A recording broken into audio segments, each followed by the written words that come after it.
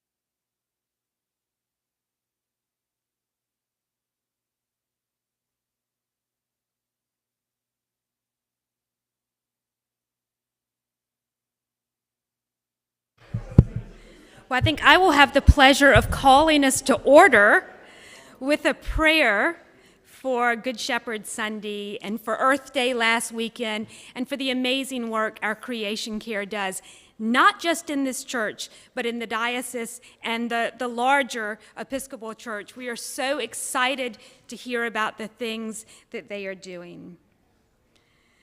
Let us pray. O gracious God, who opens thy hand and fills all things living with plenteousness, bless the lands and waters and multiply the harvest of the world.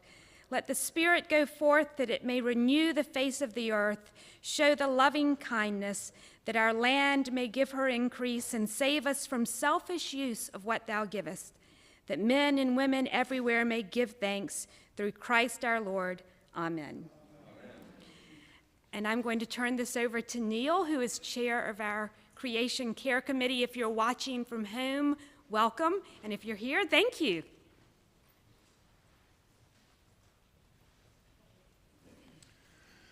Good morning.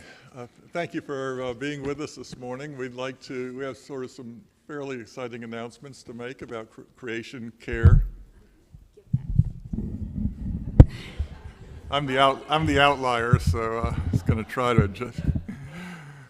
So we're going to talk to you about Creation Care and some of the things that we've been doing. Just to give you an outline of the program today, first, Alan Reimer will be giving you some good news about the coming solar panels that will be installed on our church this year. And we're not asking you for any money. Some of you are already giving us some. I appreciate that. And then Anita Howell is going to review with you our composting program. which is probably the most successful activity that we've had to date. And then Kathy Markakis is going to bring closure to our scorecard Lenten challenge that we had during Lent to encourage people to engage in practices that protect our environment. And hopefully we'll have some time for questions and comments. And I wish the weather were a little prettier, but because this is Creation Care, and you can look out those windows and see we have beautiful creation out there. If you haven't gone through the Arboretum lately, we invite you to go through the doors and get a little sniff of nature this morning before you go home. As Boykin said, the timing of this is related to Earth Day, which was last weekend. And I just wanted to give you there's usually gloom and doom, and I don't want to disappoint you about the state of our Earth right now. But recently there was the World Meteorological Organization issued its annual State of the Climate Report. And you know all of this, but just briefly, oceans are at a record high temperature, global sea levels are at a record high level, the European Alps have, the glaciers have melted at a record rate. The planet is as warm as it has ever been.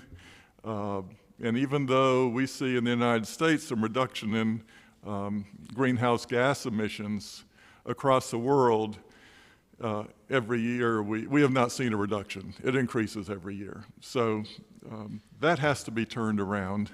And as you know, the window is growing shorter. And then in terms of our populations of animals or vertebrae, the World Wildlife Fund recently issued a report that said that among mammals, birds, amphibians, reptiles, and fish, vertebrae, there's been a 69% drop in their population since 1970. It's hard to fathom. And for some populations like birds, even worse. The United States, our continent's doing better than South America and Africa and those continents. So we have lots of work to do, but I think what we want to emphasize today is that while there are major undertakings that are somewhat beyond our control, although we vote, it's important that all of us as individuals do our part, one, because it makes a difference, and two, because it's morally the right thing to do. So that's the projects that we're going to share with you today are along those lines. So again, thank you for those of you who have supported these projects, and we encourage those of you who want to engage more to please do so. We have today, I think at the end we'll talk about some giveaways that we have, but included among those are, probably most of you are using cloth or recycled plastic bags when you go into the grocery store. But if you need any more, I know I cleaned out our stack, and about 25 of them up here that I don't know what else to do with them because we've already got enough, and some others have contributed. So if you need any or your neighbors need any, please come up, and there's some interesting organizations represented up here in the box. You might want to explore the treasures a little bit. So with that, I will turn it over to Alan.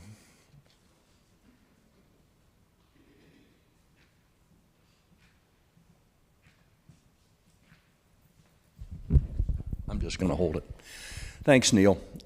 Before we started, it's interesting. When we started on this solar project, which the Creation Care Committee did back last year, one of the parishioners came up to me and said, well, why are we doing this? It's only going to save 5 or 10% of the electric bill. And I looked at the person and I said, okay, let's say 10%. That's not very much. And I said, okay, the Baptists do it, the Methodists do it, the Presbyterians do it. That's half of a power plant. And I think that it began to put all of this, of what we've done with the solar, into some kind of perspective. What I'd like to talk about briefly this morning is kind of a little bit of background of where we are, why we have to go to the Historic District Commission, and then take a little closer look at the solar photovoltaic system, and then a timeline for you. On April the 20th, the vestry approved the installation of the solar panels. We got to that point because we had raised through donations from a number of parishioners the amount of money necessary to fund the project without any capital expense from the Chapel of the Cross involved. This was actually initiated by the Creation Care Committee last year. I was not on the committee at that time. And then Tom Henkel and I put together the material that ultimately went to Buildings and Grounds and to the Finance Committee for approval of the project. And that's how it ultimately ended up going to the vestry on the 20th. And my thanks go out not only to the vestry, but also to Sabrina Olson, who did a yeoman's job of helping me to put together the presentation that we did to the both the Finance Committee and to the vestry. A little bit about the economics. The system itself is going to cost about $110,000.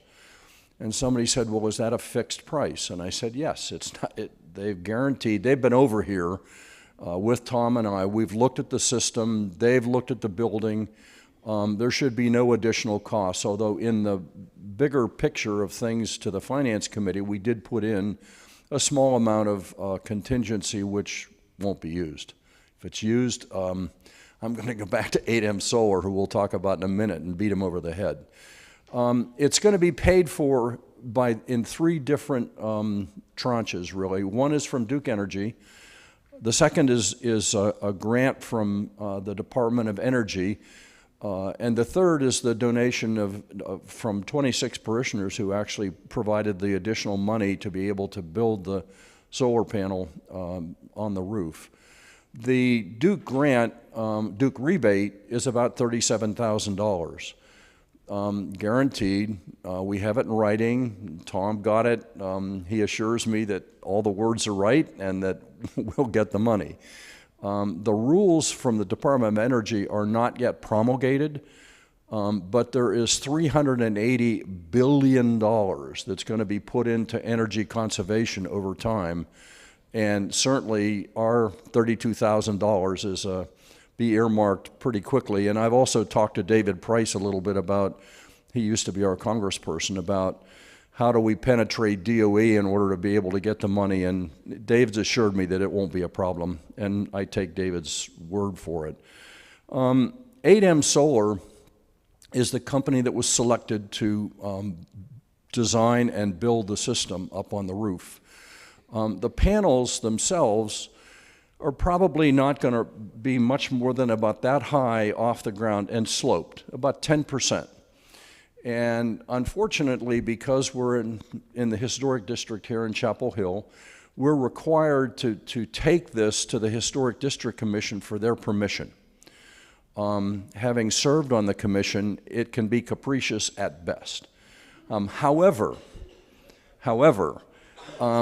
we actually took pictures. Joe Rosemond and his assistant and we took pictures, and we stood on the roof where the panels will be with a big rod with an orange tape on the top of it. You cannot see them from either the parking lot next door at the planetarium or from Franklin Street. So it's going on the Historic District Commission agenda on May the 9th, on the consent agenda with an approval from the staff. So I'm anticipating no problem, but I'm not going to rest there. There are 3 members of the commission that I know, and I'll be lobbying them between now and the 9th of this coming month, May. The Z that you see out front and the little yellow sign, you may have noticed, is actually simply a notice that this will be heard on May the 9th as part of a required hearing with the Historic District. I call it the Hysterical District Commission, but it will be heard that night. But that's what that sign out front is all about. This is a picture of our buildings looking from a drone picture, looking down on them. And you can see that the solar panels are the little black squares that you see sitting on the roof. They are on the flat roof on this new building. They are also on the Yates flat roof, which is the Yates building, and then a couple of them will be placed on the sloped roof of the Battle building.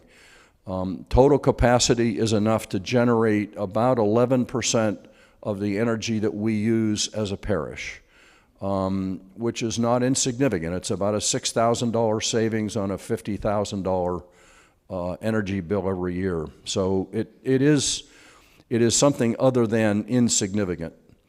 The installation obviously produces electricity used within our facility, based on what we've seen over the years and looking at the bills. It's not very unlikely any power will ever go back to Duke and back to the grid.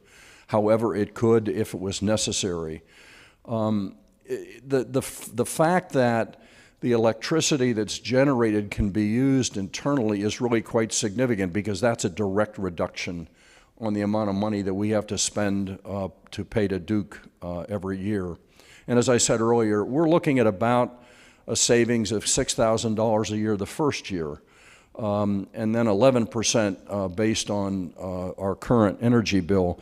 Tom ran the numbers through a program that he's got, and we believe this to be a very conservative estimate.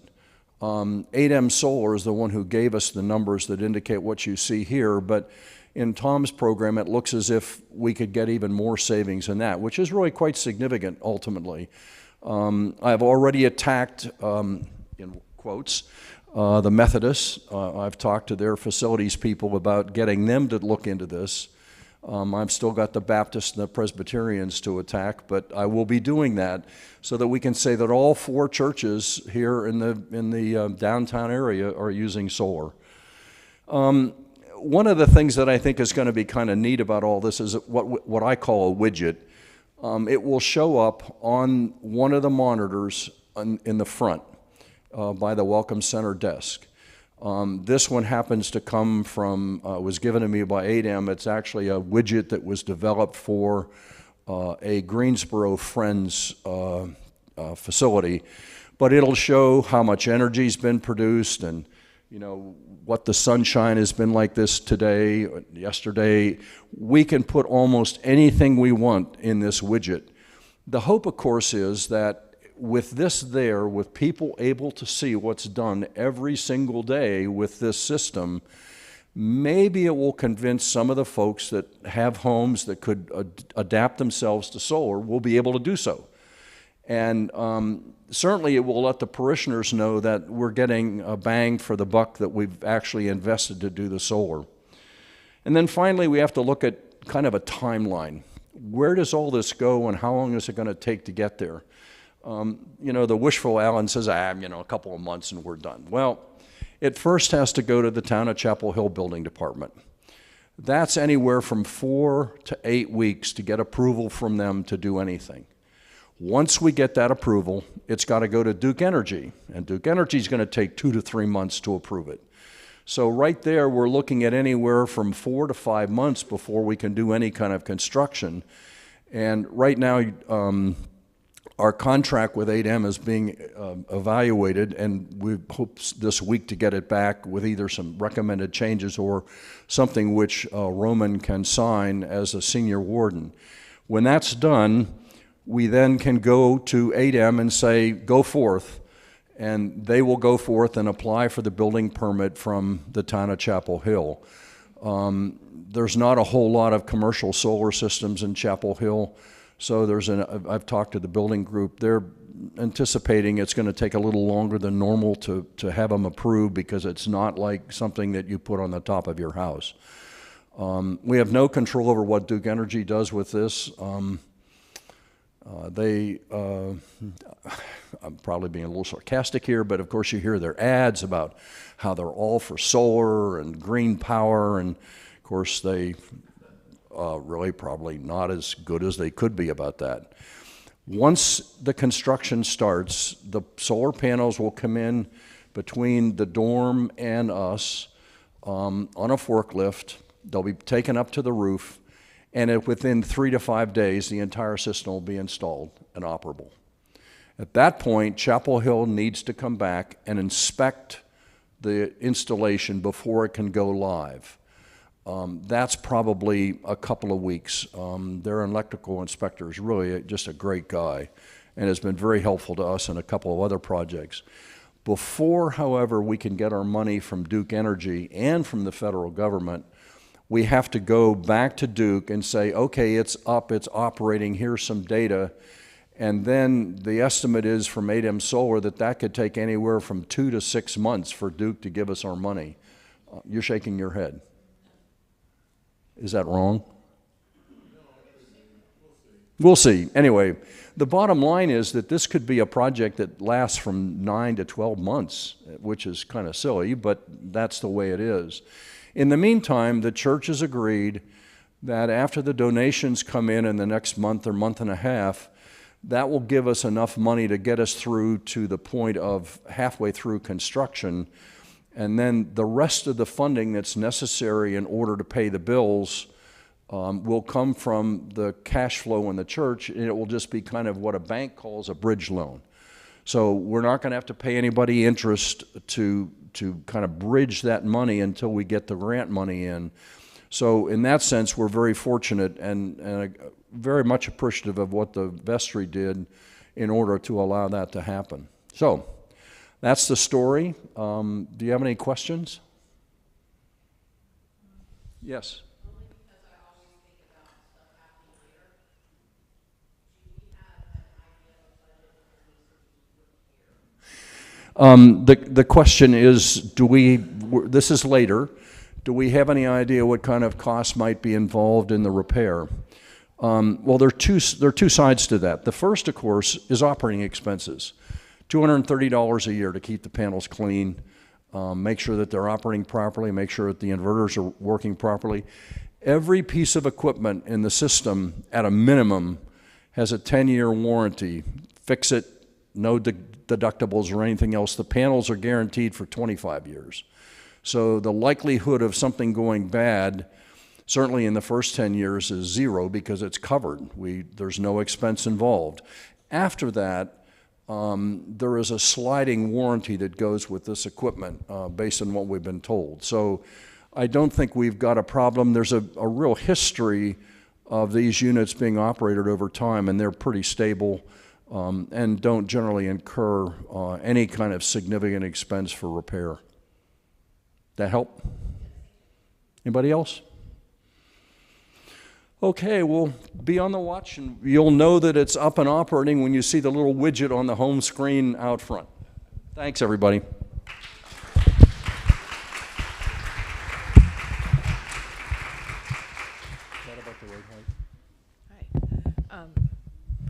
Let's see, does this work?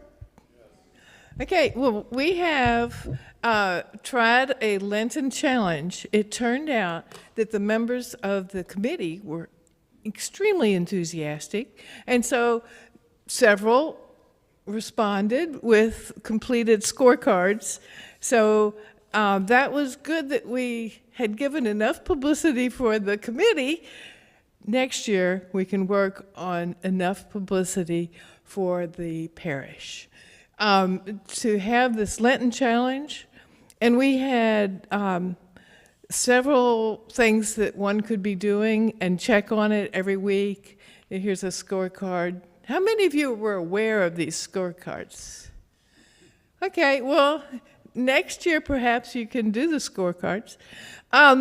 So it has to do with public transportation, washing in cold water, eating lower on the food chain, visiting farmers markets, getting local food, begin or recommit to composting, And that really has been quite successful here in the, I think it went off.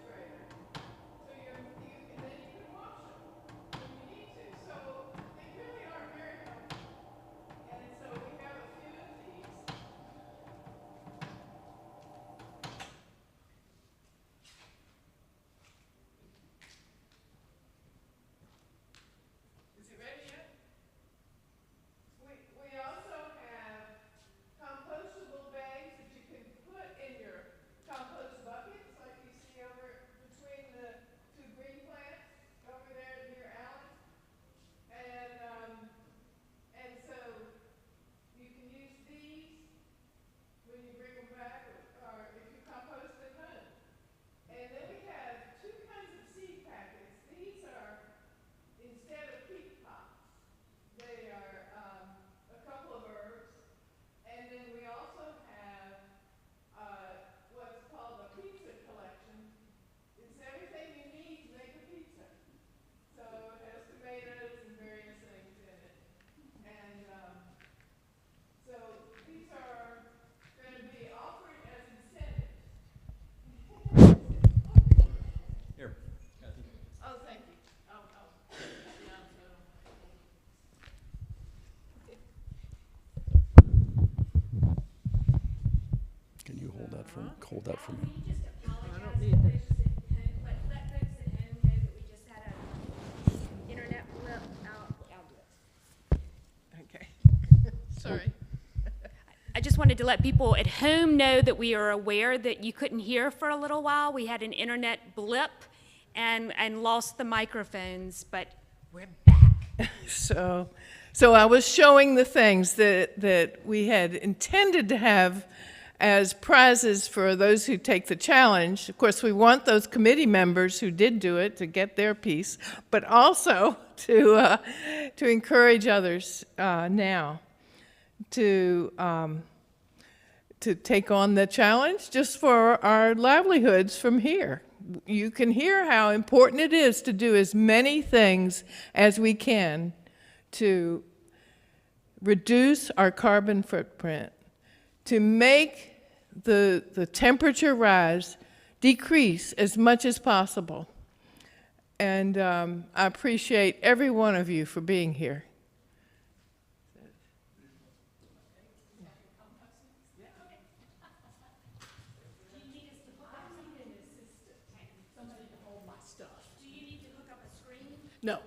No, I don't need anything. I'm just going to talk. But if you could hold all of my, you know what I'm going to do.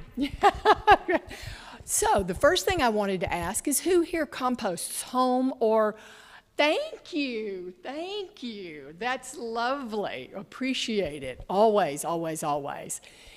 If you don't at here or at home and you'd like to start, we have compost buckets for sale. We have giveaway bags for you. It's easy. That's the first thing I want to say. We use a commercial compost facility. They take everything. So you don't even have to ask yourself, all food waste, and let's see, but you don't even need that. You can just do it in your own a container with a lid, put the compostables in there, stick it in the freezer until you can bring it to here or wherever you take it. But as you know, at Chapel of the Cross, we also compost. So we have our lovely cabinet made by Ramsey Terhune with the wonderful signs on it that our very own Jeff Crawford made. And you'll see these bins in or around the kitchen when you come to an event. Blue for recycling, green for composting, black for landfill. So let's review real quickly what you'll find here at Chapel of the Cross and where it goes. We have all paper plates that are from Chapel of the Cross are going to look real plain like this, not shiny and no decoration. These are compostable. Ellen has bought them for us. They go in the green bin. If you see, and you will, a nicely decorated paper plate, that has to go in the trash. That has to go to the landfill. The decoration makes it not compostable. All paper napkins and all paper towels are compostable. And you probably know we compost the paper towels in the bathroom. Cups. Cups are a little more difficult. Ours here, again, are compostable, and it says it all over them. Everything I could find in the closet is written all over, compostable, compostable, compostable. If they don't say compostable, they also have to go in the landfill. This is a confusion, I think, around the country. There are no hot cups that are compostable unless they say all over it. They've got to go to the landfill. And the same is true for plastic cups. If they don't say that they're compostable, they are not recyclable in Orange County. I don't know about other locations, but they need to go in the trash here.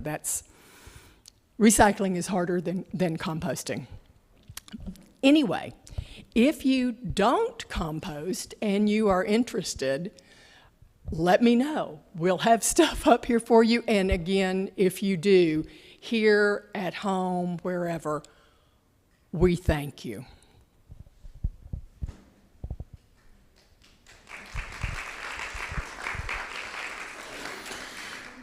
Anita deserves a big thank you, which I think you just gave to her. She's been the heart and soul of our composting program since it began several years ago. And I think you've seen that we've diverted, I think, 30 tons of compostables that would have gone into the landfill that have now been turned into, I think, 6,000 pounds of compost. It goes back into the ground, the carbon goes where it belongs, and the plants are nourished. It's a wonderful program. In the Monday news, and I'm not sure if it's in the Friday news, you'll see a link to our May Creation Care newsletter. The main focus of that newsletter is composting. And it includes a personal story from me about our family's journey from maybe 20 or 30 years ago, trying to do backyard composting that was not terribly successful or pleasant, to the past few years when we've been participating in the program here. It really could not be easier.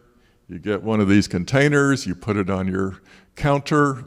We use a liner.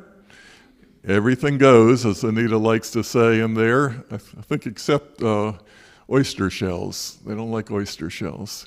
We then have a larger container in our garage where we, because we fill up several containers a week. That then gets brought, actually my wife volunteers at the welcome desk on Tuesdays. We actually have a neighbor participating as well. So we go over, pick up her bin, our bin, bring it here, goes in the big bins at the top of the driveway, and we're done with it. Rinse out your container when you get home. It could not be easier. There's no odor in the house. There's no fruit flies in the house. There's no turning your compost with a pitchfork and seeing that the pumpkins don't compost very well.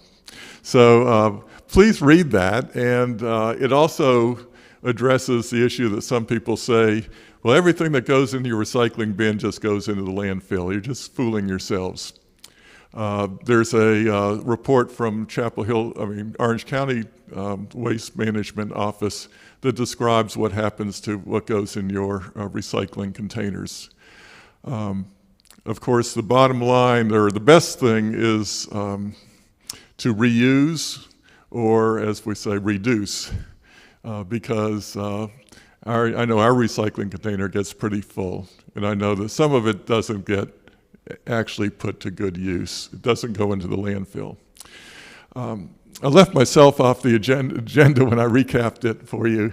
Another program that we've launched is a CSA box, Community Supported Agriculture, CSA program.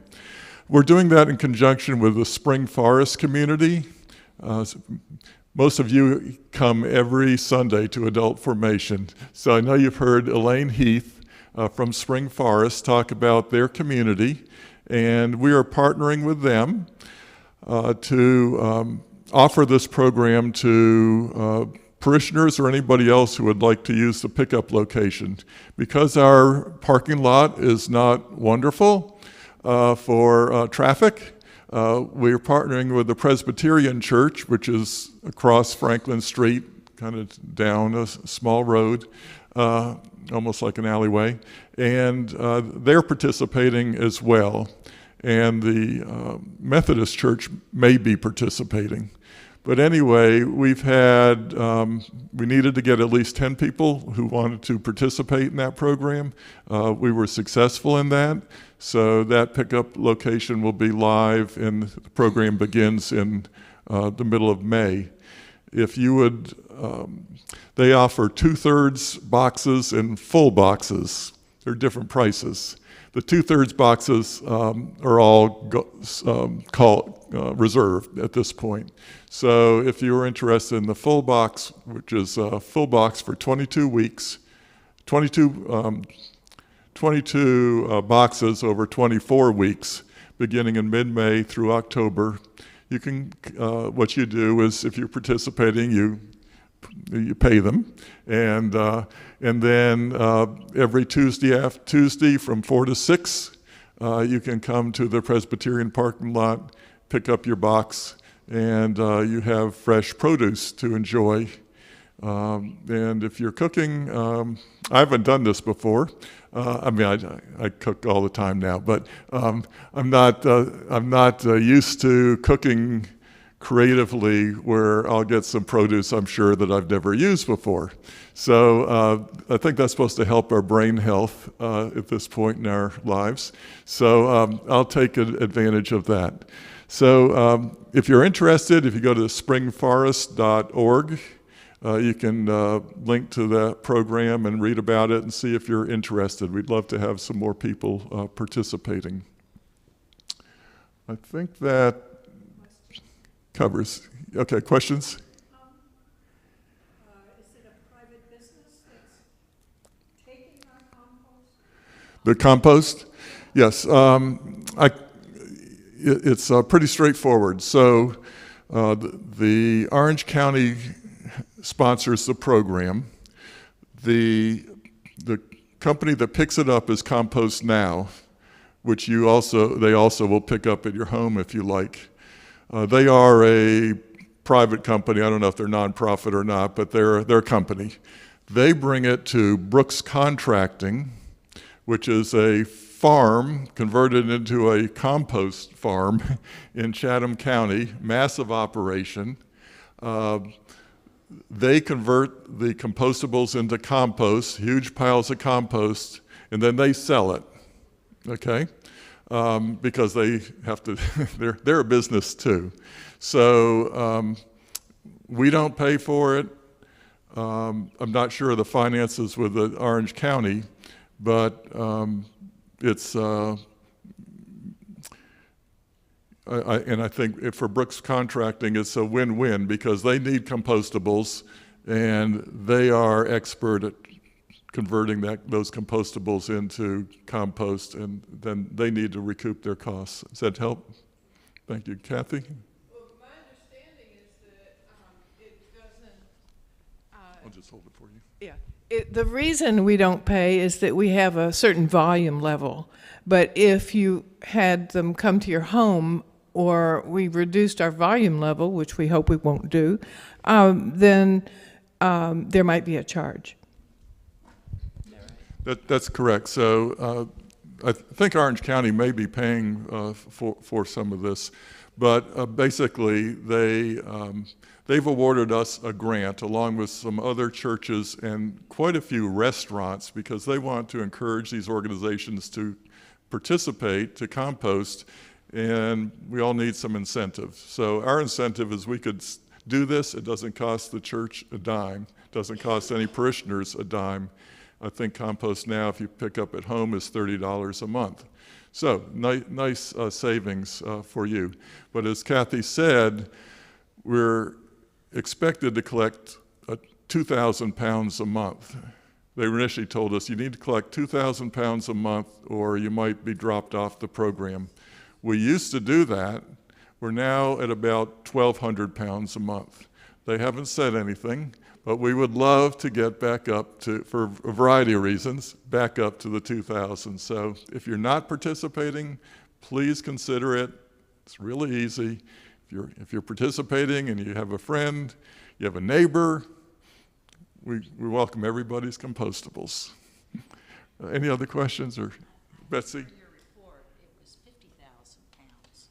60,000 pounds. 50,000. 50,000. That's old, Betsy. It's 60,000? Yeah. Where'd you find that? That was last year's report. That was our 3-year status report from a year ago, so thank you. Any other questions about any of the programs that we're offering? I would encourage you to read the newsletter because I write it. It takes about a day.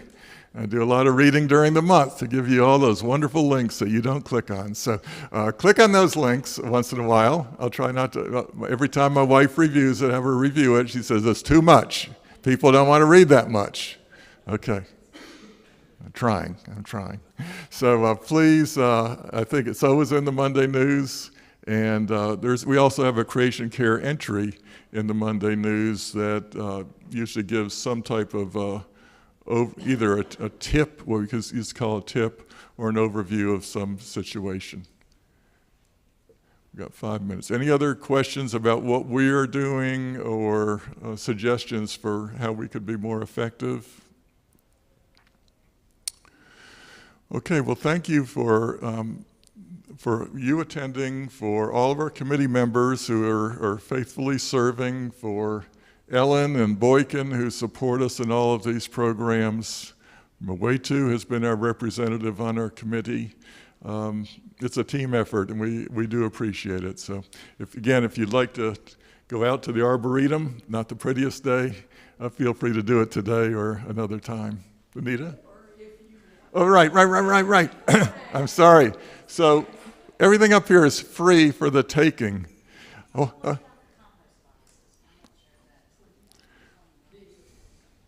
Compost boxes are $20 with the liners. So again, we have bags you can bring to the grocery store, pick them up.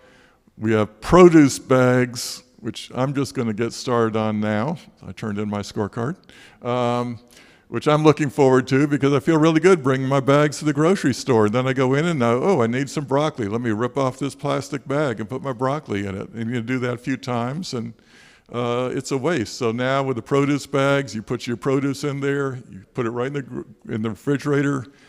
I guess there's some cleaning involved, and you're through with it, right?